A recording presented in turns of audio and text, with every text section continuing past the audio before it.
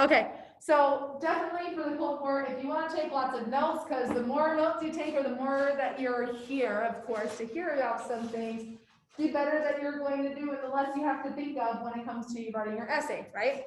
So it'll be a 2-page essay on the Cold War. I'm going to have a couple different questions that you can answer. I want you to use evidence to support your answers. It's going to be so definitely. And I am not against if you guys want to record anything. Of course, though, I will have it recorded for people who are not here. So this video is for, right? I'm always here. Well, most of the time. I think I missed like one day. There's like 3 weeks in a row that both you and Blix were gone. Like I Thursday, every single week. I those 3 weeks in a row. try not to miss history. I come to school super late today. I can't miss history. Good. All right, for the first thing we're going to do today is we're going to see what you guys already know, okay? Here's a little vocab game we're going to play, and it's it's just a fun game. It's a race style game. So whoever makes the game will end once the first person reaches and gets all the questions correct. So everybody's going to get onto their computer. What's the ID? It's almost there.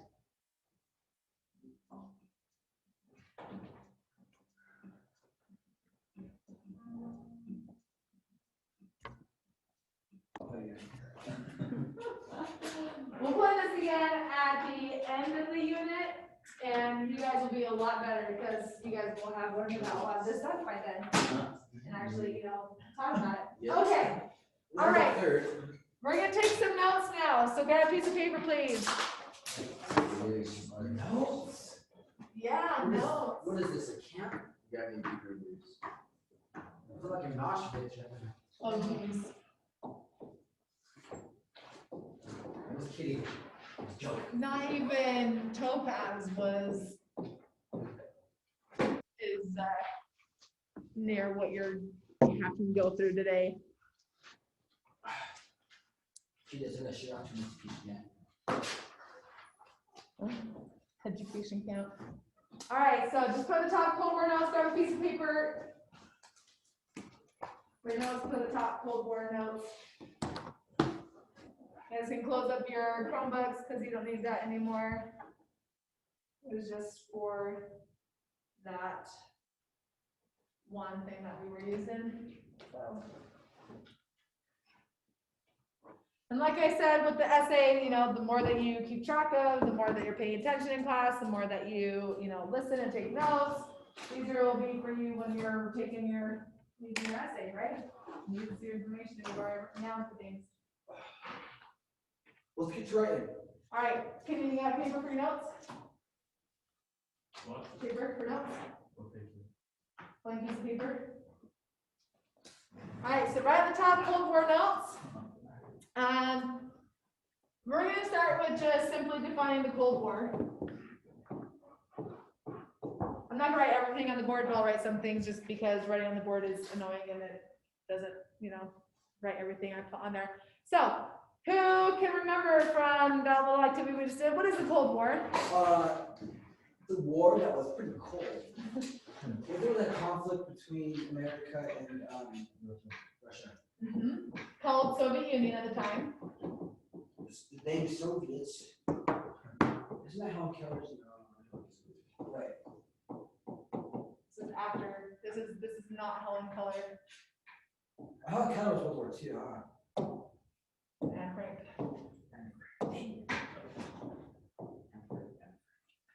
So the conflict between Soviets and U.S. and the conflict was about communism. Which ideology is better, communism versus capitalism? So which ideology was better, capitalism or communism? That's what it was about. Whoever was going to win, there were so many different battlefronts to the Cold War that they were, in this conflict with each other about.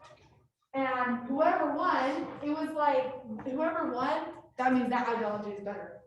Not, and it has nothing to do with, technology or infrastructure or economy, well, this is part of the economy, but Has nothing to do with, you know, people's abilities, had everything to do with the ideology. So the Soviets and the US and each of their countries respectively, they had to beat the other side. Because if they didn't, then it would prove that the other side was better. So in every aspect of the Cold War, they had to prove that their side was better. It's called Cold War because it wasn't like physical fighting, right? The fighting was done in what we call proxy wars. Okay? So proxy wars, I'll write that down so you know how to spell it. So proxy wars is basically, if you imagine a puppeteer who's controlling their little puppet, and they get their puppet, and their puppet attacks another person's puppet, right? U.S. and the Soviet Union, we're the puppeteers, and our puppets are other countries. They're fighting each other. They're the ones who are actually doing the fighting. Me and the Soviet Union, if I'm the U.S., someone's the Soviet Union, this ghost right here, we're not fighting each other, but the countries that we're helping influence, yeah, they're fighting each other. Those are what proxy wars were. The Cold War was full of proxy wars.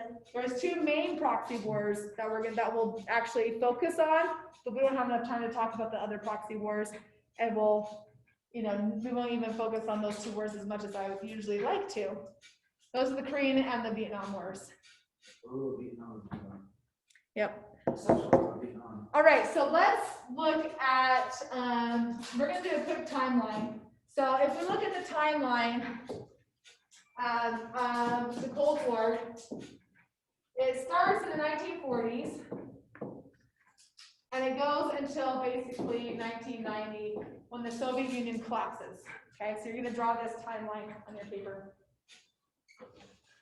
And the two main events that we're going to be talking about are those proxy wars. So we've got 1950, which is the Korean War. And then we've got the 60s to the 70s, which is the Vietnam War. I messed up that. I don't want to. What was the Korean War? 1950. 50 to 53, technically, just a few years. So these are the main proxy wars that happened within this whole space of the Cold War. But throughout the Cold War, they're fighting on other fronts, not just like, proxy wars, but there's certain things like the arms race and the space race and lots of other things that they're, battling each other for. But we'll talk about those later when we add them to our vocab list. So these are the main. What was a proxy war? Proxy war was basically where the two aggressors aren't fighting themselves, Okay. but they're influencing smaller countries who are doing the actual fighting. So basically, so like the countries who are doing the actual fighting, they're the puppets, but the puppeteers are the ones who really aren't in control. But it's like if let's say I have a daughter, and I do have a daughter, but let's say I have a daughter that's your guys' age, and Blix, you have a younger son in this school, so if I didn't like Blix, and I wanted to do something to hurt him or to prove that I'm better than him, then I might have my daughter fight against Lemmy to be like, and I'm supporting her, telling her what to do. Blix is telling Lemmy what to do and how to, fight and everything, and what he should do. But it's really me against Blix, right? Heck yeah. No. She will. I'm kidding, heads up. She's a commander though. She will command things, that's for sure. All right. Now we got to define those ideologies that we're talking about. So communism and capitalism. So first we're going to do communism. Anybody remember what communism is? Kenyan. Hey, don't be McCarthy now. And we're going to learn about who McCarthy is in a little bit. You guys remember from that little game? You guys remember looking at, do you actually read the definitions, or were you just looking for like words? So that's why you kept missing. I tried my best. I didn't understand.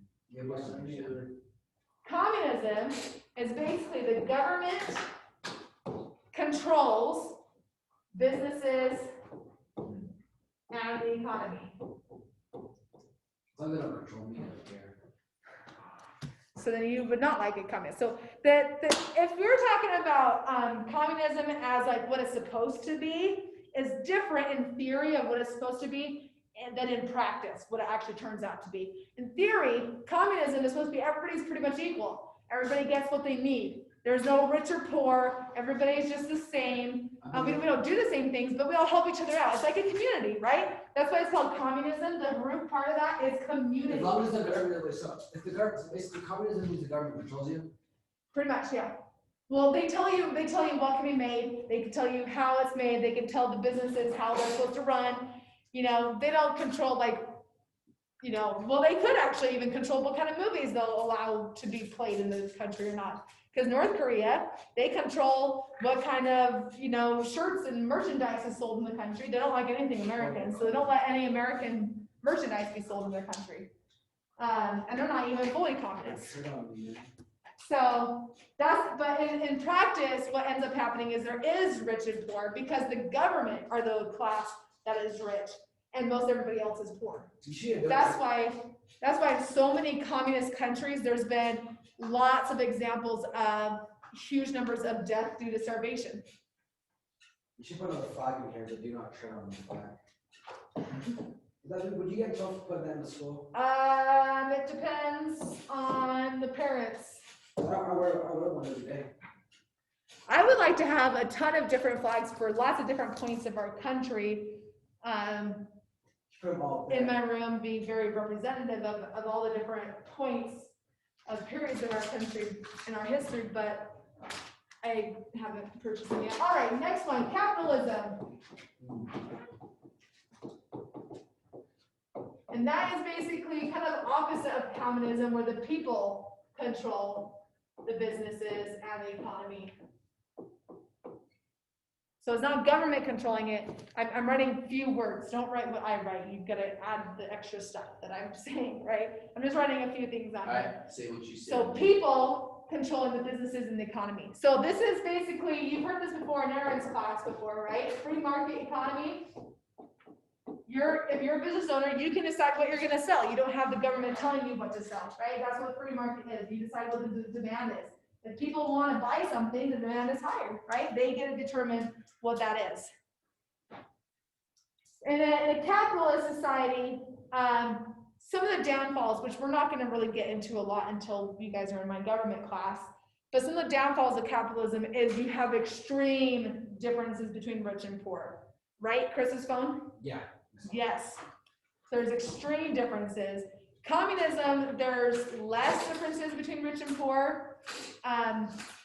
But you know, capitalism, and that's one of the biggest things, is like there's less caring about those who are poor in capitalism, because it's kind of like you get what you work for kind of thing. So if you don't work for something, you don't get it. That was a question. Yes.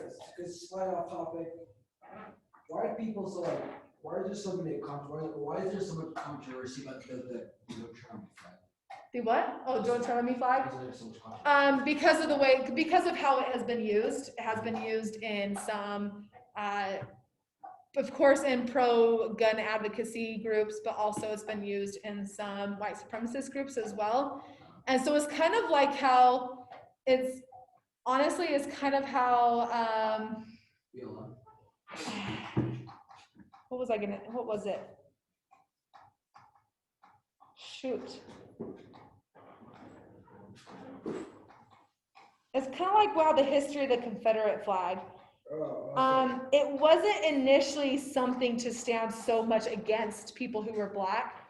It's just the way that it was used that make people think that it's so anti-black in the flag. There's a lot more into that story that I can't go into right now, but because we don't have enough time to really explain it. But there's lots of symbols in our history, such as flags, that have been used in certain places and with certain contexts of people. And then so if it's used more often in those contexts, then people start associating it as supporting that movement more often. So that's why people are so against the Don't Tread on Me flag, is because of how it's starting to be used more and more often. They're associating it with the people who are seen using it more and more often, rather than its original intent. Okay, next one. Let's do the wars. Korean War. So the Korean War is the first war, first actual proxy war, right? First actual war we were fighting. Okay, we have North Korea and versus South Korea. North Korea is backed by Soviet Union, and then South Korea is backed by the U.S. And it ends in a stalemate. Basically, we're going to get a lot more information when we talk about Korea War in the future. What's a stalemate? Stalemate is basically a tie. So there's like, if this is Korea, I'm going to draw Korea really horribly. Let me look at it so I can. No. It's kind of Korea in a quick way. So the line is pretty much like that between North and South Korea. It was already like that for reasons we don't have time to get Are there into borders? today. Huh? Are there borders for South and North Korea? This is the border, and actually what's called that big huge border is like a 4-mile border that like there's species in this zone that like aren't really seen by human people because nobody ever goes in there because you might get shot. But so this border between North and South Korea is where they started, and then there's been lots of invasions of North Korea down the south. There's been lots of invasions South Korea coming up, and in the end, it ended the stalemate, basically a tie, where they just kept that line as the border between North and South Korea. Well, are you international spy? Pretty cool. That would be cool. I take Kenny with me. All right, Vietnam War is the next one. Ooh. There's really no reason any reason for Vietnam. Okay, so that's the second war. We've got North Vietnam, which is backed by the Soviet Union and China, and then we've got South Vietnam, it is backed by the U.S. This one, the U.S. leave after a while because it's too much money. And of course, like I said before, you're going to add a lot more information than what I'm writing. You're going to kind of say other words of what I'm saying, right? So the U.S. leave because it costs way too much money and too many lives. So they pull out, and North Vietnam, they basically wins, and the whole country turns. Vietnam is like a big bloodbath. There's so much death for no reason. It was. A lot of people died. And it was really hard for people to. Well, I mean, in Vietnam, the people fighting against each other, there was a reason. It's basically a civil war. But we'll get into more of the reasons why Soviet Union and China launched back North Vietnam and we were back in South Vietnam. We'll get more into that when we talk about the Vietnam War. My grandpa's in Vietnam. Was he? Yeah. All right. Next one. Let's do containment. So if I were to say like contain your anger, what does contain mean? Hold it in. Hold it in, okay? So both the US and the Soviet Union have this policy. So basically this is a policy to hold back whether it's communism or capitalism. So our policy was to hold back communism. Soviet's policy of containment was to hold back capitalism. So if you imagine this half of Europe right here that's next to Russia is communist controlled during the Cold War. So they're all communist countries, and we don't want them to spread, right? So we're trying to contain it. So we don't want it to spread. So we're containing it. They, on the other hand, are trying to contain us. Our today in history, when the U.S. landed the Dominican Republic, because we were afraid that they were going to turn communist, when we came into the Dominican Republic, Soviets were like, well, that's not good. We need to try to contain the spread of capitalism, right? So both groups are trying to contain the ideology of the other group. Along with containment, we have something called the Iron Curtain.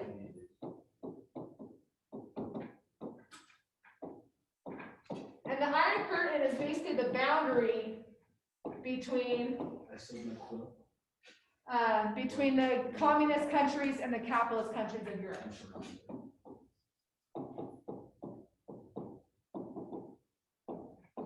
I kept getting that stupid Iron Curtain one wrong. So the Iron Curtain, so if you were going to draw like a invisible boundary right here in the middle of Europe, is like basically this line. On this side are communist countries, on this side are capitalist countries. We don't want anybody crossing the line, right? We like to cross it to this, so that we're pushing at, but we don't want them to cross it and come to our land, right? And they think the same thing. So that's the Iron Curtain that, countries are talking about. We can't let them pass this curtain, right? We want to be built like iron, because iron is tough, right? So we don't want them getting past our Iron Curtain. We're holding strong, keep them contained. So the Iron Curtain is a part of the containment policy, saying don't go past this line, basically.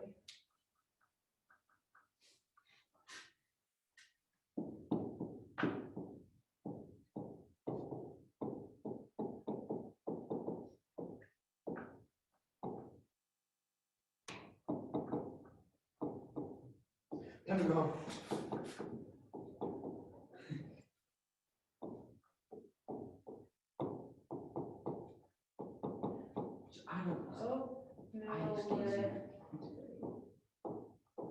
Okay, so kind of along the policy of containment is we have the Truman Doctrine. So President Truman is our president at the time, and he institutes this Truman Doctrine where he basically says, specifically to Greece and Turkey, because they're both right here bordering Soviet-controlled countries and communist countries. So they're like, hey, if you guys need help keeping communists out of your country, we're going to send aid to you right away. And that's going to be economic aid in the form of money and military aid in the form of troops. So basically, again, so he's promising. So, well, this is, we didn't really use it in the countries that were, well, we sent some people actually out there, but it was mostly, it's hard to explain this actually without the other one. Let me get the other one, and then I'll kind of explain them together. Another one is called the domino theory.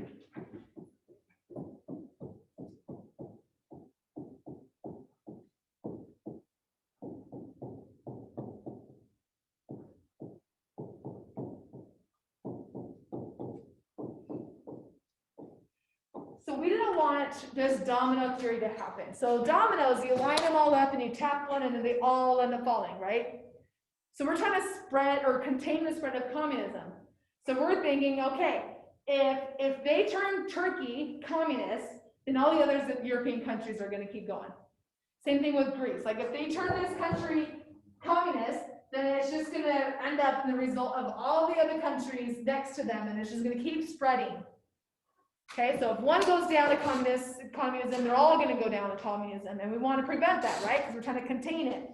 So the Truman Doctrine is to help Turkey and other countries out there from not falling to communism, giving them money and troops to stop the domino theory from becoming real, from becoming a reality, right? We don't want that spread. We don't want the dominoes falling and all the countries turning into communists. So we want to give aid to anybody who's trying to protect themselves against communism. That's what the Truman Doctrine is about. Right. Okay? Interesting. Not yet. Everybody get all that? Yep.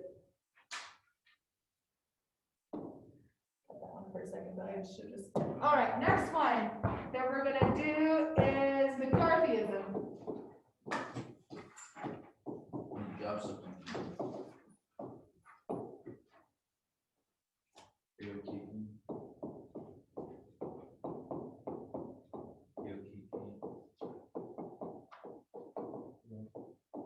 Wow, this is horrible.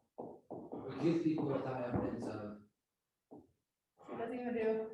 Okay, so McCarthy, this is the reason why I joked in this, I called Chris McCarthy because he was like, Kenny is the communist, right? So McCarthy was this guy, you're actually gonna have an assignment about him later, he was a senator, he basically said, hey, look, I've got a list of all the communist people in our government. And he just really fed on the fear, and the media loved him for a while, but he fed on this fear that communism was gonna come and take over our country. So he basically started accusing people of being communist or having communist ties, and he had little to no evidence that these people were even communists. So just like you have little to no evidence that he was communist, you called it, it was a perfect example right there. So that's what McCarthyism is. It's just accusing people of having communist ties without any evidence. And this is actually real. Like, there would legit be people who, if they didn't even like their neighbor, or if they heard them talking about something like, oh, we should have more equality, or yeah, everybody should be equal with each other. Anything that's even by the strangest thought could be considered communist. They reported them to the authorities immediately, and they got taken in for questioning as a communist. Some people even went to jail without even getting a trial or having nothing, because people were so terrified of communism. Which leads us to the last one. The last one we're going to do today is the Red Scare. Oh, this is definitely like all threatened to the bombs and everything. No, this is actually the second Red Scare. We had the first one in World War I. We're like, oh, communism, don't come over here. Red Scare is basically the fear, like I said earlier, the fear that communism is going to come over and take over our country. That's what the Red Scare is. So go ahead and write that down. It's this fear that communism is going to come over and take over our country. They're going to infiltrate our government, and we're going to turn communist. That's because red is the communism color. So that's why they call it the Red Scare. We're gonna do these. Okay, keep them. We're going to finish our notes tomorrow. For sure. Don't keep it in there. Put it in the bin.